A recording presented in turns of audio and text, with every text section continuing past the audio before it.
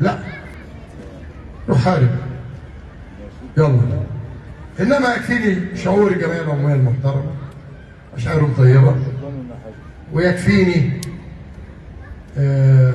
جماهير من الملايين المحترمه اللي هي بتعمل مظاهرات على الفيسبوك، وانا عايز ده مش اكتر من ده، عشان احنا ما عندناش حد هوائي، ما عندناش لاعب قال مش عارف ايه حطه صح، ورئيسنا دي ما عجبوش.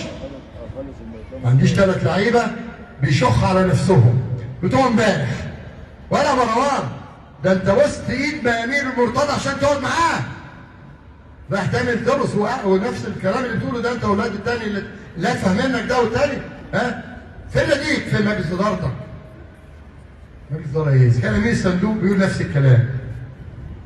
قله الادب سهله، ولما تيجي ترد بتعيط وبتلطم وبتشتكي. انما احنا مكملين ان شاء الله، ربنا يوفقنا ونبدا ونشتغل وماليش اي عقبات. نرجع بقى شروط. اولا وقفنا جميع العضويات في المقر الرئيسي، خلاص عضويات اللي في نادي الزمالك هنا تم ايقافها.